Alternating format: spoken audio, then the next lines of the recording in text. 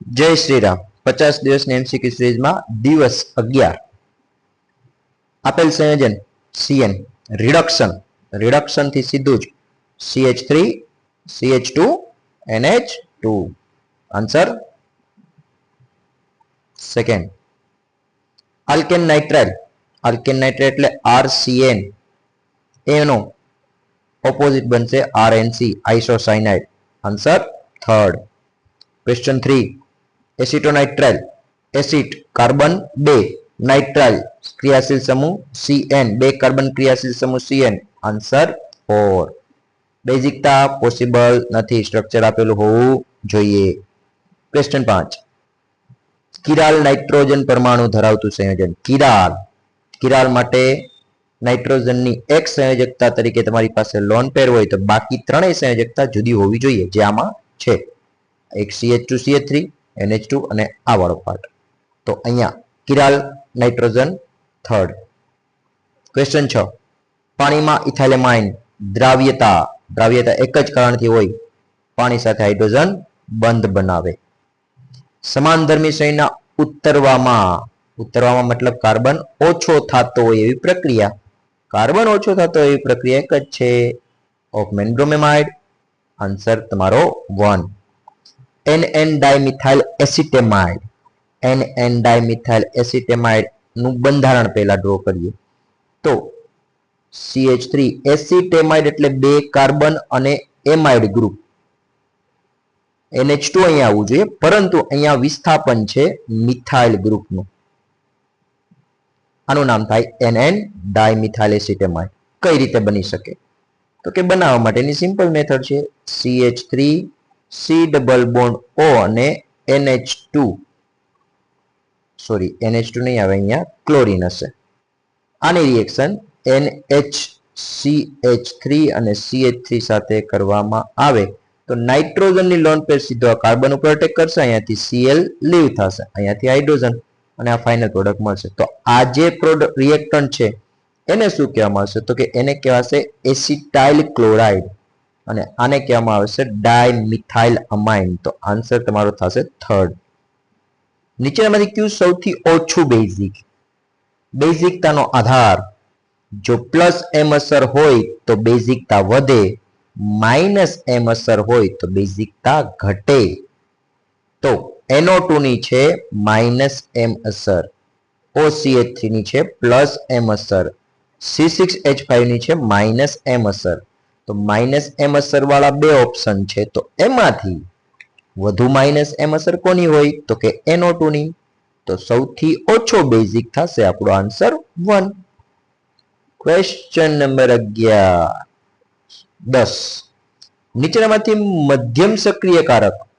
મધ્યમ સક્રિયકારક કે જે બેન્ઝીન રિંગને માપે ઇલેક્ટ્રોન આપતું હોય તો માપે કોણ આપશે તો કે આ એમાઇડ ગ્રુપ કેમ તો કે એમાઇડ ગ્રુપમાં નાઇટ્રોજન ઉપરની લોન પેરમાં ભાગલા પાડો અને રાજ કરોની નીતિ ચાલુ હોય નાઇટ્રોજન લોન પેર આ બાજુ બેન્ઝીન રિંગમાં ઇલેક્ટ્રોન આપે સાથે આ જ લોન પેર એ કાર્બોનિલ સમૂહ સાથે પણ સસ્પેન્શનમાં છે જો બે બાજુ ભાગલા પડે તો બેન્ઝીન રિંગને ઇલેક્ટ્રોન ઓછા મળે અને જો બેન્ઝીન રિંગને ઇલેક્ટ્રોન ઓછા મળતા હોય તો પછી સક્રિયકારક અસર પણ એની માપે જ હોય તો આન્સર આવશે તમારો સેકન્ડ મહત્તમ સ્થિર એનિલિન સ્થિરમાં એક જ વસ્તુ જોવાની છે ભાઈ શું તો કે તટસ્થ બંધારણ એક જ છે ફર્સ્ટ બેઝિક સ્વભાવ માટેનો ક્રમ સાચો તો જો હમણાં ઉપર વાત થઈ એ પ્રમાણે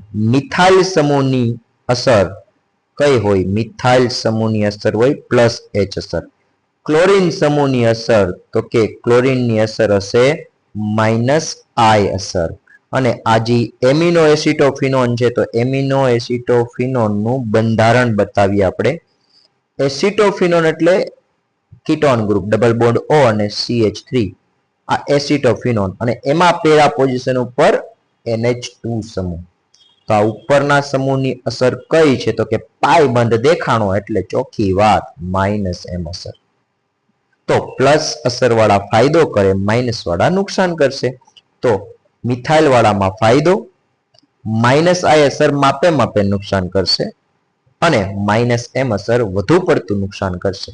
તો આપણો સાચો ક્રમ થાય છે ફર્સ્ટ. ક્વેશ્ચન 13 દેખાય છે ભાઈ KOBr. KOBr એટલે ચોખ્ખી વાત છે Br2 પ્લસ KOH એટલે KOH ને Br2 આવ્યું મતલબ હોફમેન બ્રોમેમાઇડ અને ઈ આવ્યું એટલે આ નીકળી સીધો NH2 જોડાશે રિંગ સાથે. તો એક જ આન્સર છે આપણી પાસે ભાઈ બીજો આન્સર. ક્વેશ્ચન નંબર 14 બેઝિક લક્ષણ. તો અહીંયા તમને છે એ શું દેખાઈ રહ્યું છે તો કે C2H5 મતલબ ઇથાઇલ સમૂહ. ઇથાઇલ સમૂહમાં સિમ્પલ વસ્તુ કીધેલી હતી 231 યાદ રાખવું ભાઈ. 231 એટલે શું તો કે સેકન્ડરી ટર્સરી ને પ્રાઇમરી. તો સેકન્ડરી ટર્સરી ને પ્રાઇમરી કઈ જગ્યાએ દેખાઈ રહ્યું છે તો એ સેકન્ડરી ટર્સરી ને પ્રાઇમરી ક્યાંય દેખાતું નથી. આ ટર્સરી સેકન્ડરી અને પ્રાઇમરી છે. અહીંયા જોઈ શકાય તો અહીંયા ટર્સરી ઠેઠ આગળ આવી ગયું, અહીંયા પ્રાઇમરી આવ્યું પછી સેકન્ડરી આવ્યું, વચ્ચે એમાઇન આવે નહીં. તો અહીંયા તમારો એક પણ આન્સર શક્ય નથી એટલે આન્સર થશે ફોર્થ. ક્વેશ્ચન 15 નીચેનામાંથી કયો પ્રકાશીય સક્રિય એમાઇન છે? હમણાં વાત થઈ પ્રકાશીય સક્રિયમાં શું જોવાનું તો કે 3 સંયોજકતા અલગ અને એક સંયોજકતા તરીકે લોન પેર. તો એવું તો આ નાઇટ્રોજનમાં દેખાઈ રહ્યું છે આટલો ભાગ ને આટલો ભાગ. ક્વેશ્ચન 16 એ નામનું સંયોજન એમોનિયા સાથે પ્રક્રિયા કરી અને બી બનાવે છે. પછી એની પ્રક્રિયા Br2 KOH. Br2 KOH ઓપમેન બ્રોમેમાઇડ આવી ગયું ભાઈ. ઓપમેન બ્રોમેમાઇડ આવે એટલે છેલ્લે એમાઇન સંયોજન જ બનતું હોય આ C એટલે ઓપ્શન A અને B નીકળી જાય. C6H7N છે તો C6 છે એટલે 6 કાર્બન અને 7 હાઇડ્રોજન એટલે બહુ ઓછા હાઇડ્રોજન કહેવાય. તો આવું સંતૃપ્ત સંયોજન ના આવે, વધુ એક એનિલિન માત્ર. ક્વેશ્ચન 17 Br2 KOH હોફમેન બ્રોમેમાઇડ વચ્ચેનો કાર્બન નીકળી અને સીધી નિપજ બને CH3NH2. LiLH4 એટલે રિડક્શન થાય એટલે સીધી નિપજ બને CH3 CH2 અને NH2. તો બેમાં તફાવત છે CH2 નો અને બેમાં તફાવત CH2 નો આવતો હોય ત્યારે શ્રેણી જે જનરેટ થાય એને કહીએ છીએ સમાન ધર્મી શ્રેણી. સમ ઘટકો ત્યારે જ શક્ય છે કે બેમાં કાર્બનની સંખ્યા સમાન હોય પણ એ તો છે નહીં. તો અહીંયા આન્સર આવે છે આપણો સમાન ધર્મી શ્રેણી. ક્વેશ્ચન 18 કયા કિસ્સામાં આલ્કાઇલ એમાઇન બનશે નહીં? તો NH3 જ્યારે પ્રક્રિયા કરે RH સાથે ત્યારે X ને હટાવીને NH2 બને તો આલ્કાઇલ એમાઇન બનશે. રિડક્શન પ્રક્રિયા થાય તો પહેલા તો OH નીકળશે ને ત્યાં હાઇડ્રોજન લાગશે અને પછી જો રિડક્શન વધુ થાય તો પાઈ બંધ તૂટી અને બે બાજુ હાઇડ્રોજન વધુ લાગશે એક જેથી એમાઇન સંયોજન બની જશે. આ CN ની પ્રક્રિયા H+H2O સાથે થાય ત્યારે ઓક્સિડેશન થાય અને ઓક્સિડેશન થાય એટલે C છે એ COH માં રૂપાંતરિત અને N સાથે NH3 માં રૂપાંતરિત. તો આમાં એમાઇન નથી બનતો ભાઈ, બને છે કાર્બોક્સિલિક એસિડ. એટલે આન્સર તો આપણો આ જ હોવો જોઈએ. છેલ્લું ચેક કરી લઈએ તો છેલ્લું રિડક્શન છે ભાઈ. હમણાં વાત થઈ એમાઇડ નું રિડક્શન થાય તો અહીંયા બને CH2 અને NH2 અમાઇન જ બને ભાઈ. ક્વેશ્ચન 19 RCONH2 આપશે. કોના દ્વારા RCONH2 બનશે? તો કે પહેલી પ્રક્રિયામાં H2O અને HCl. તો H2O HCl એટલે સીધે સીધું કરે ઓક્સિડેશન કરે એટલે આ બને COOH અને NH3. તો પેલું નહીં આપે ભાઈ. બીજું આને ગરમ કરો ને એટલે અહીંથી પાણીનો અણુ દૂર થાય. આ નાઇટ્રોજન પાસેથી બે હાઇડ્રોજન જશે ને વચ્ચેથી એક ઓક્સિજન જશે, સીધું અહીંયા બનશે RC+O અને NH2 એટલે મતલબ કે આ બીજા વાળું આપશે. ત્રીજું તો કે ત્રીજામાં છે એ RC+O અને Cl હોય. આની પ્રક્રિયા NH3 સાથે થાય ને એટલે આનો અટેક કાર્બન ઉપર થાય અને ક્લોરીન દૂર થાય અને અહીંથી એક હાઇડ્રોજન ઓક્સિજન ક્લોરીન સાથે નીકળશે એટલે બનશે અહીંયાથી RC+O અને NH2. એ જ તો બનાવવાની વાત છે. તો બીજું અને ત્રીજું થાય અને ચોથામાં કોઈ પ્રક્રિયા જ નહીં થાય. બીજું ત્રીજું પ્રક્રિયા આપે છે એટલે આન્સર થશે તમારો ફર્સ્ટ. એનિલિન કોના દ્વારા મેળવી શકાય? તો એનિલિન મેળવવા માટે બેન્ઝોઇલ ક્લોરાઇડ ની એમોનિયા સાથે. બેન્ઝોઇલ ક્લોરાઇડ એટલે કંઈક આવું થાય ભાઈ, CH2 અને Cl. જો આની એમોનિયા સાથે પ્રક્રિયા થાય ને તો અહીંયાથી ક્લોરીન ની જગ્યાએ NH2 આવે. તો અહીંયા જોઈ શકાય કે ભાઈ આ જે બને ને એ એનિલિન ના કહેવાય એટલે પહેલો ઓપ્શન નીકળી ગયો. બેન્ઝામાઇડ નું રિડક્શન, બેન્ઝામાઇડ બેન્ઝીન ઉપર એમાઇડ એટલે C ડબલ બોન્ડ O અને NH2 બેન્ઝામાઇડના રિડક્શનથી એ પણ એનિલિન બની શકતો નથી. CH2 અને NH2 બની જશે. તો બીજો ઓપ્શન એ નીકળી ગયો.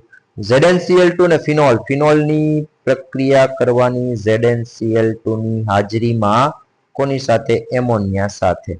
અહીંયા જો ZnCl2 ની હાજરી હોવાથી આસાનીથી OH ને કાઢીને ત્યાં NH2 જોઈન્ટ થઈ શકશે. એટલે આ કેસમાં એનિલિન બનશે. આપણો આન્સર થઈ ગયો થર્ડ.